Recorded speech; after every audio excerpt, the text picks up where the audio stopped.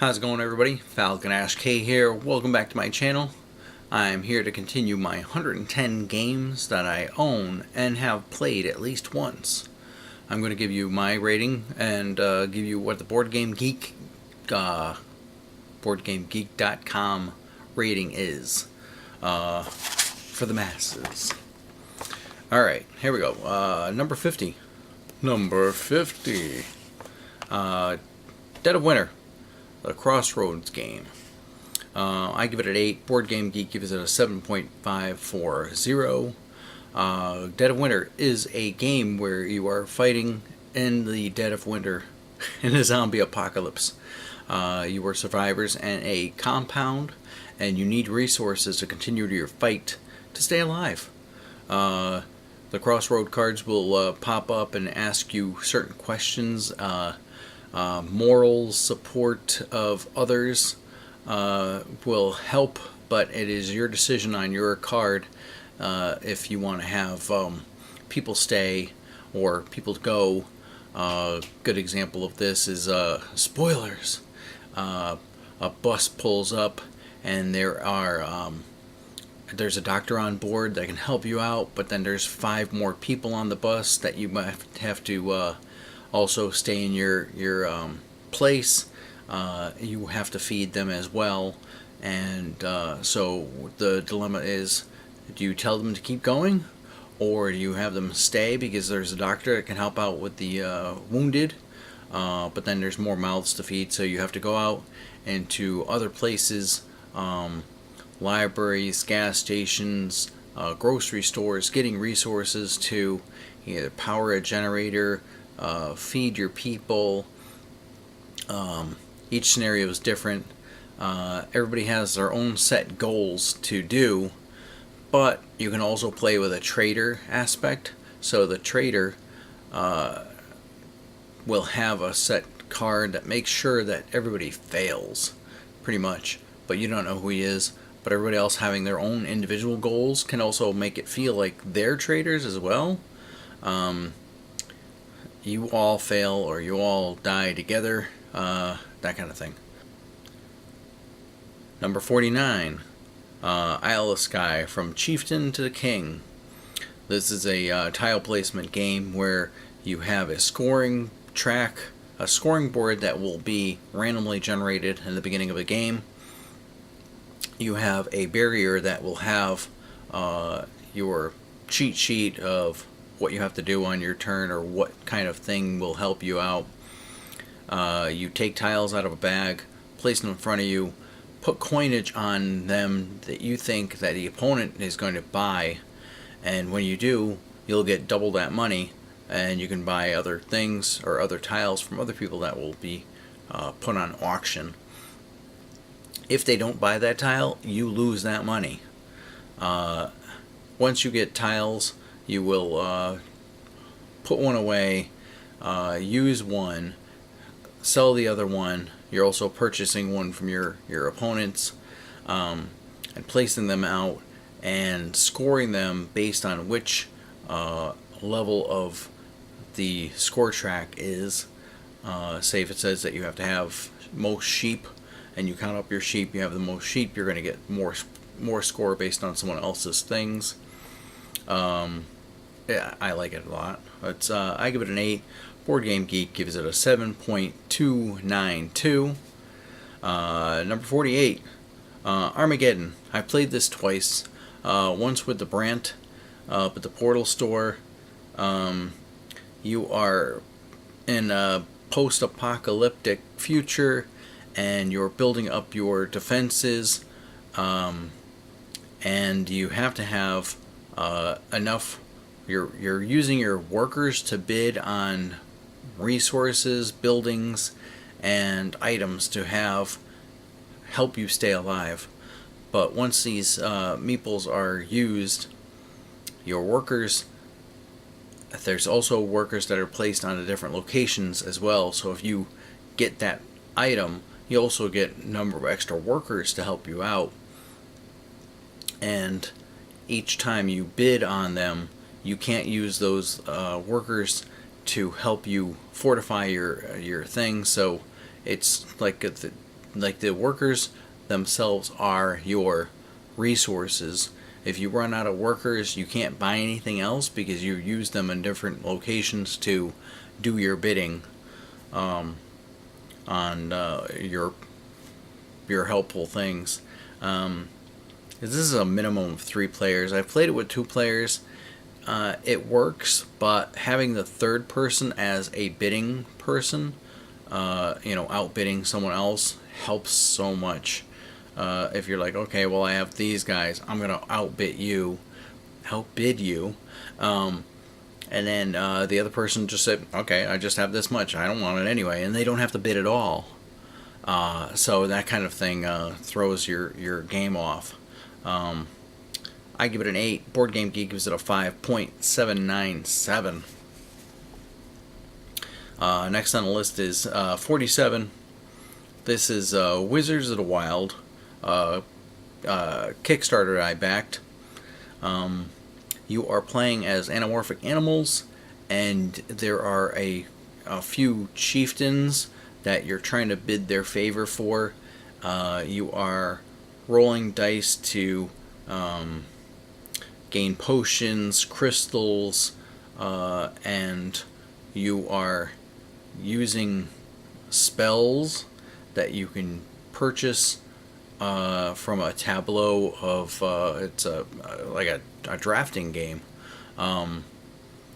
and once you've reached enough of your resources to buy those spells or use those spells or meet the requirements of the person that is part of the council, you get the points added to your score. A lot of fantastic dice that come with the game. So yeah, you're using the dice as resources. Certain things can happen and you can actually take damage or get injured based on your dice that are being cursed. Yeah. I give it an 8. Board Game Geek gives it a 5.719. Number 46. Alien Artifacts. This is a card game where you are trying to get either fleets or resources or technology, trying to find the alien artifacts that are hidden amongst the stars. You are using cards to either put towards your fleet to build them. Whoever gets the highest fleet gets certain points or super abilities. There are, I want to say, 6 different races.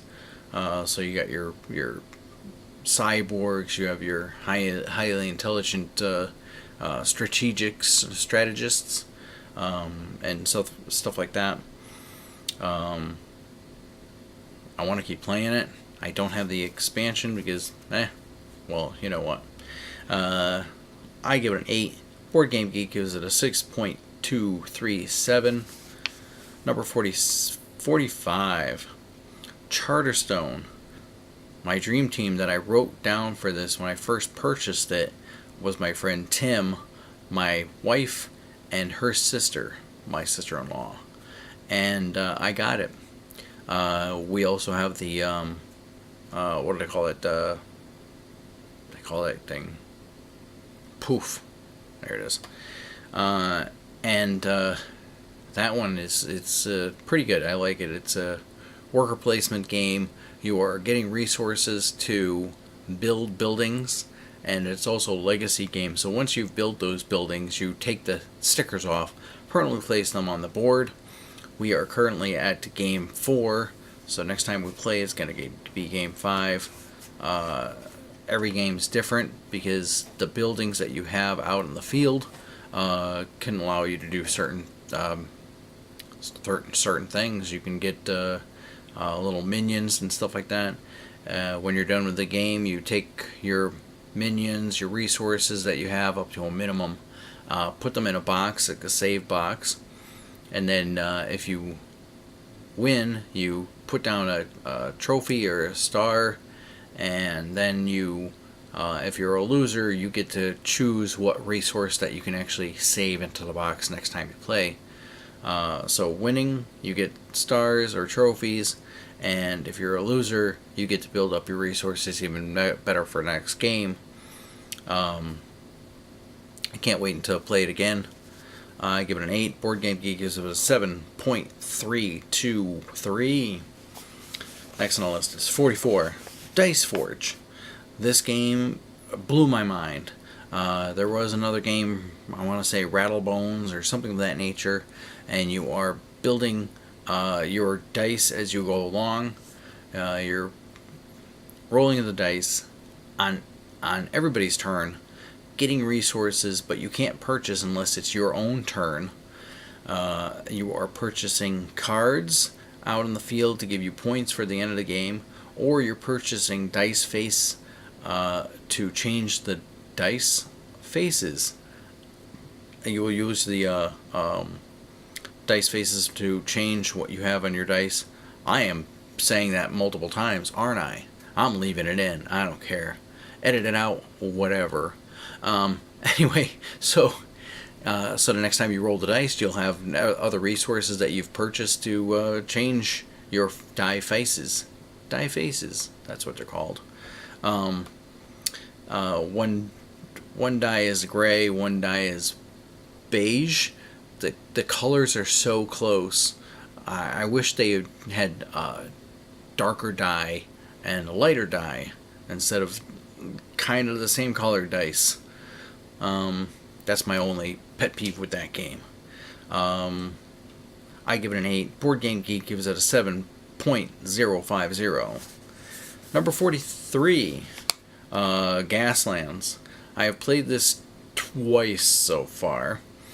You are using Matchbox cars that I do not modify because other people do, and you are going into a Car Wars Mad Max type style game. You are using cans to purchase your vehicles, giving them guns, oil slicks, the like, extra armor, extra gunners, turrets, that kind of thing, to soup your car out into a battle arena. And during the battle arena, you will be using X-Wing style little templates that you will move your car in certain ways, roll your dice to see if you stay, using your skills to stay on the road, swerving and weaving and banging into things. Some of the things that you bang into, or crash into, I should say, will be destroyed, or sometimes they're solid objects and your car will take a beating. Like I said, you're going to be using Matchbox cars and using them to represent your vehicles.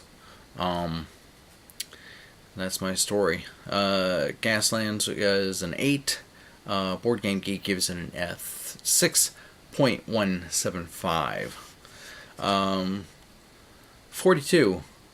Carcassonne. Carcassonne. You gotta make it sound Italian, you know? So, this is a city building game where you're building cities, roads, and farmlands. And on your turn, you will take a tile out of a bag, which you can, or you can stack them up and take the tiles off the stacks, putting them to match other areas on the tiles that are being placed by other players, and then you take one of your meeples and place it on that tile. That's the only time you can place your meeples, is on the tiles that you placed, either on the road or on the city itself. If you have them lying down, then you are representing that they are farmers, and at the end of the game, the farmers will be counted for every city that's completed around them. There are many expansions to this game. It comes with base game. If you go to the Target, you will get the First Rivers expansion, and the Abbot will help you with building your abbots, cloisters, or whatever they're called. I'll probably have it at the bottom of the screen. Alright, so I've played this so many times. Introduced it to family, and they love it. There's no other way. I did another video where I updated this game, where I bought extra meeples of different colors, so people can have multiple colors to play. I give it an 8. Board Game Geek gives it a 7.323. Number 41. Century Golem Edition. This is based on the Century Spice Road. You are acquiring resources in Century Golem Edition, gathering gems and trading gems for other gems with different card play. On your turn, you are playing a card to either exchange different gems that you have into other types of gems, or playing cards that will give you upgrades for the gems, or you are using the gems that you have in your caravan to create golems and trade in those gems for the golems themselves. The first person to get scoring of 6 golems ends the game, and then you count up the total of the points that are on the bottom of the golem cards. If you have any gems that are worth more than the yellow gems, then you get 1 point each. And if you have a copper coin, which is on the top of the farthest golem created, and you will get 1 point. But if you have a silver coin, then you get 3 points. Based on the number of players, you're going to put out that many coins. So if you're playing a 2-player game, there's 2 coins of each, so try to go for those for extra points. And that'll wrap up from 50 to 41. Thanks for watching, and here I am. Hey folks, if you like this video, give it a like, share, and subscribe to my channel. You can find me at my Twitter account at Falconashe, or Facebook account at FalconasheK.